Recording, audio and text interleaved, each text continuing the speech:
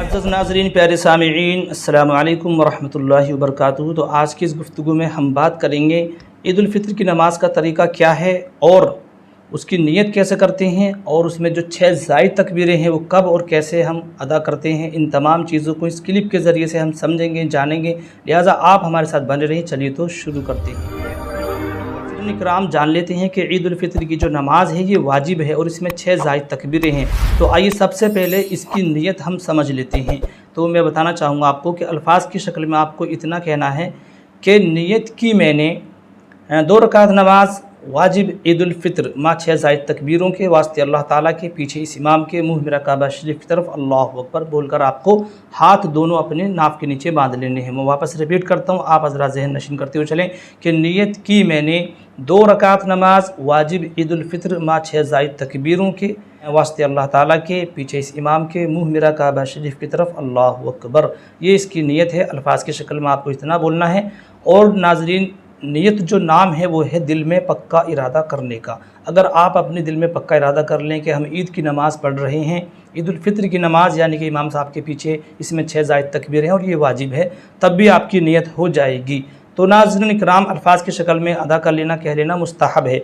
अब मैं आपको बताना चाहूँगा कि इसमें जो 6 ज़ायद तकबीरें होती हैं, अक्सर हज़रात उसमें कन्फ्यूज़ हो जाते हैं। तो मैं आपको बताना चाहूँगा कि वो 6 ज़ायद तकबीरें कब और कैसे आपको अदा करनी है। लिहाजा आप तवज्जो से समाअत फरमाएँ। तो नाज़रीन, जब आप ईद उल फ़ितर की नियत करके अपनी नियत जब बांध लेंगे तो उसके बाद आप सना पढ़ेंगे, यानी सुब्हानकल्लाहुम्मा व बिहम्दिका व तबारक इस्मुका व तआला जद्दुका व ला इलाहा गैरुक।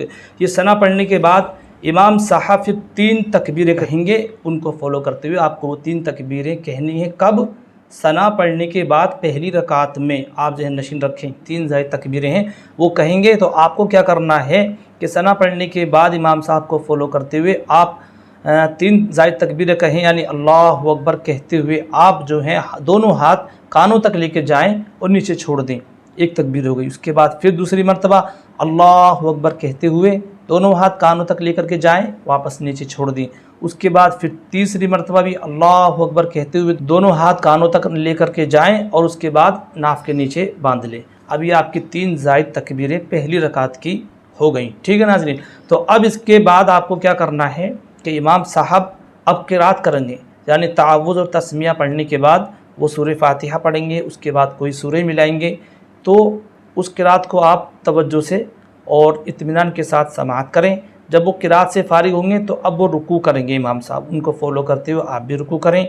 उसके बाद फिर जो है रुकू के बाद सजदे करेंगे 2, यानी सुजूद करने के बाद इस तरीके से 1 रकात कंप्लीट हो जाएगी। वापस क़याम में सभी हज़रात खड़े हो जाएंगे इमाम साहब को फॉलो करते हुए। तो नाज़रीन इकराम, पहली रकात की 3 तकबीरें सना के बाद हमने पूरी की। अब ये दूसरी रकात के लिए हम खड़े हुए क़याम में हैं। तो अब इमाम साहब क्या करेंगे कि इसमें इमाम साहब क़िरात करेंगे, यानी तस्मिया पढ़ने के बाद वो सूरह फ़ातिहा पढ़ेंगे, उसके बाद फिर कोई उसमें सूरह मिलाएंगे। अब हज़रा ज़हन नशीन रखें कि सूरह फ़ातिहा के बाद सूरह मिलाने के बाद अब ये 3 ज़ायद तकबीरें होंगी दूसरी रकात की। तो ये 3 ज़ायद तकबीरें कब होनी है, आप याद रखें कि ये दूसरी रकात में क़िरात के बाद और रुकू से पहले, यानी क़िरात और रुकू के दरमियान में ये 3 ज़ायद तकबीरें होंगी।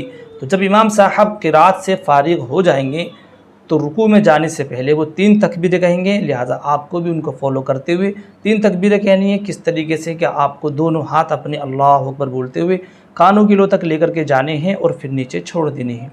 फिर दूसरी मरतबा भी आपको अल्लाहु अकबर बोलते हुए दोनों हाथ कानों तक लेकर के जाने हैं और फिर नीचे छोड़ देने हैं। फिर तीसरी मरतबा भी आपको दोनों हाथ अल्लाहु अकबर बोलते हुए कानों तक लेकर के जाने हैं और नीचे छोड़ देने हैं।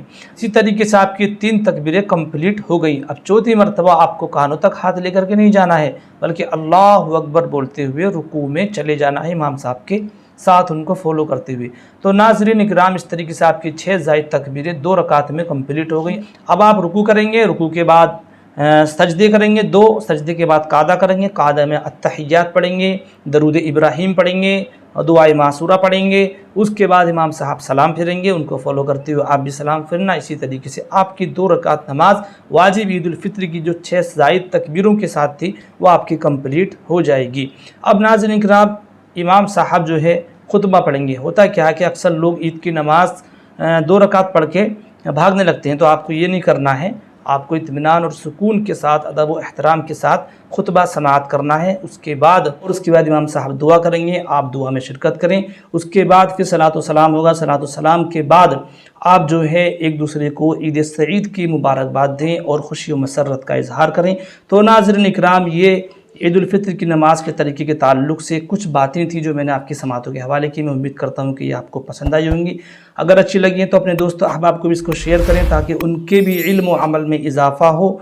और नाज़रीन इकराम, इसके मुताल्लिक़ आपके ज़हन में कोई भी उलझन है, कोई भी कन्फ्यूज़न है तो आप कमेंट सेक्शन में बताएँ। इंशाअल्लाह नेक्स्ट वीडियो में आपसे फिर मुलाकात होगी। तब तक के लिए खुदा हाफिज़। अस्सलामु अलैकुम व रहमतुल्लाहि व बरकातुहू।